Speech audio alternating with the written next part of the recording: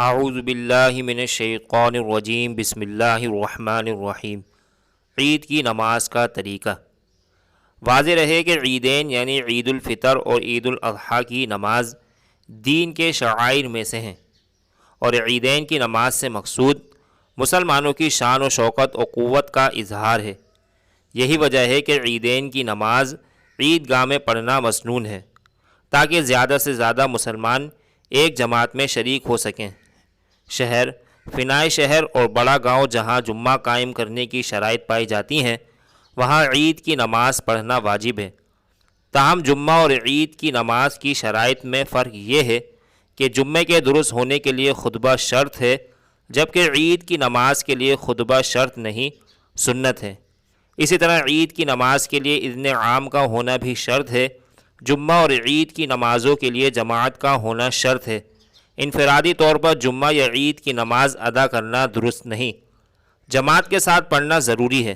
لیکن جمعہ اور عید کی جماعت کے لیے کتنے افراد ضروری ہیں، اس میں فرق ہے۔ جمعے کی نماز درست ہونے کے لیے امام کے علاوہ 3 مردوں کا ہونا ضروری ہے، اور عید کی نماز کے لیے امام کے علاوہ 1 مرد کا ہونا کافی ہے۔ عید کی نماز کا طریقہ۔ عید الفطر اور عید الاضحیٰ کی نماز کا طریقہ ایک ہی ہے۔ عید کی نماز کے لیے اذان اور اقامت نہیں۔ جب نماز کھڑی کی جائے تو عید کی نماز 6 زائد تکبیرات کے ساتھ پڑھنے کی نیت کرے۔ اس کے بعد تکبیر کہہ کر ہاتھ ناف کے نیچے باندھ لے اور ثنا پڑھے۔ اس کے بعد 3 زائد تکبیریں کہیں۔ 2 تکبیروں میں ہاتھ کانوں تک اٹھا کر چھوڑ دے اور تیسری تکبیر پر ہاتھ اٹھا کر ناف کے نیچے باندھ لے۔ اس کے بعد امام اونچی آواز سے قرات کرے۔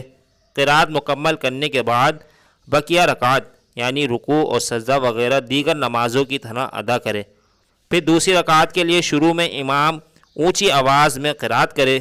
اس کے بعد 3 زائد تکبیریں کہے۔ تینوں تکبیروں میں ہاتھ کانوں تک اٹھا کر چھوڑ دے، پھر ہاتھ اٹھائے بغیر چوتھی تکبیر کہہ کر رکوع میں جائے، اور پھر دیگر نماز کی طرح 2 سجدوں کے بعد التحیات، درود اور دعا پڑھ کر سلام پھیر دے۔ پھر نماز مکمل کرنے کے بعد امام 2 خطبے کے دونوں خطبوں کے درمیان تھوڑی دیر بیٹھے۔ خطبہ یاد نہ ہو تو دیکھ کر پڑھ سکتے ہیں۔ عید الفطر اور عید الاضحیٰ کے خطبے درج ذیل لنک پر موجود ہیں۔ عیدین کے خطبے اور ان میں تکبیرات سے متعلق احکام اگر مذکورہ خطبے میں پڑھنا بھی مشکل ہو تو دونوں خطبوں میں حمد و صلات اور چند آیات پڑھ لینا بھی کافی ہوگا۔ نیز عیدین کے خطبوں کی ابتدا اور انتہا درمیان میں تکبیرات پڑھنے کا بھی اہتمام کرنا چاہیے، اور عید الفطر کے مقابلے میں عید الاضحیٰ کے خطبوں میں تکبیرات زیادہ کہنا چاہیے۔ فقط واللہ عالم۔ مزید اسلامی اور معلوماتی ویڈیوز حاصل کرنے کے لیے ہمارے چینل کو ضرور سبسکرائب کریں۔ شکریہ۔